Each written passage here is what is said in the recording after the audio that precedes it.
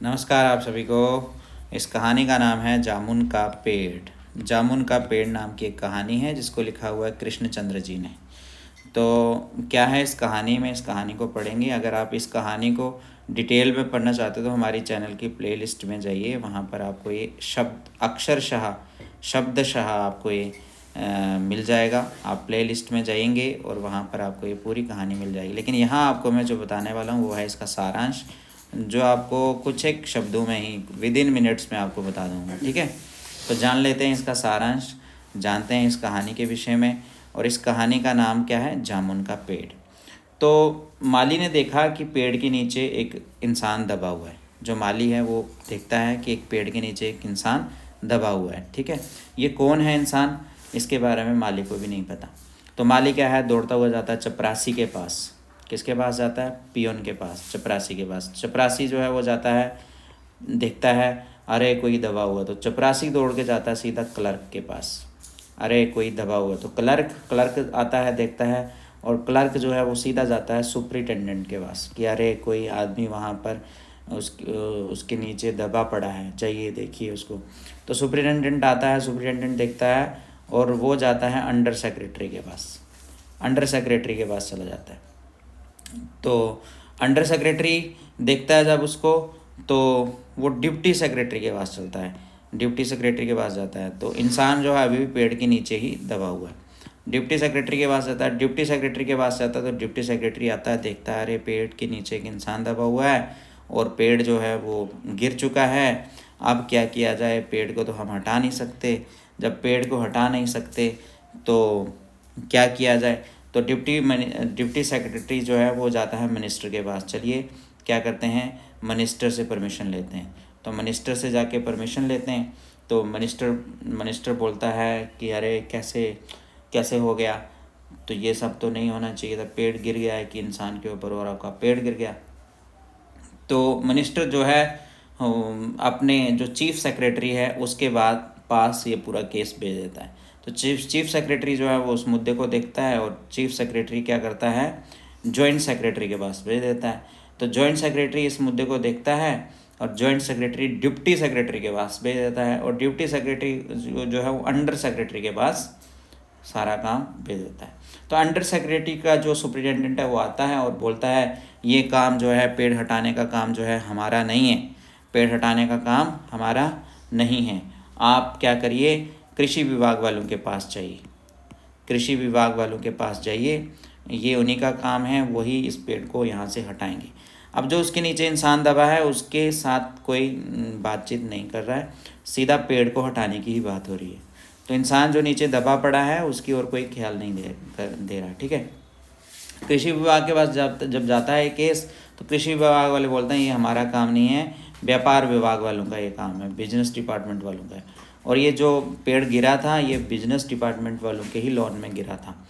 तो business department बोलते हैं कि ऐसा कैसे हो सकता है, ये तो हमारा काम नहीं है, हम कैसे इस पेड़ को हटाएंगे।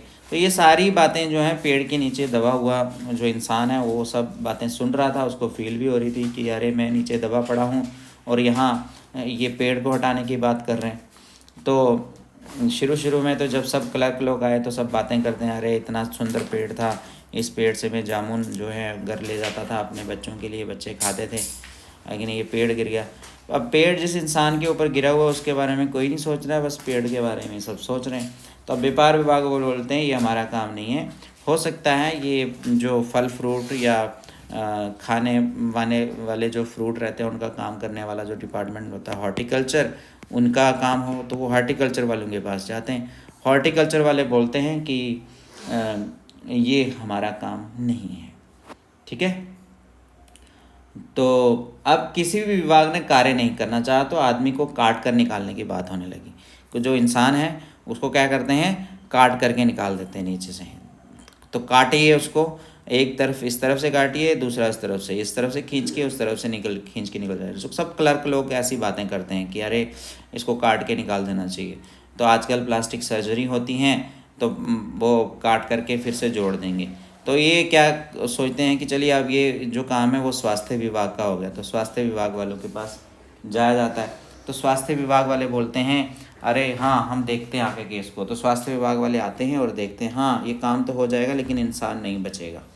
तो यहाँ पर इंसान के मर जाने की बात होती है। तो इस तरह से वो इंसान बेचारा नीचे जो दबा हुआ वो देख रहा है ये सब कुछ, तो उसको मारने तक की भी बात आ गई। तो अब स्वास्थ्य विभाग भी हाथ खड़ा कर देता है कि यह काम हमारा नहीं है।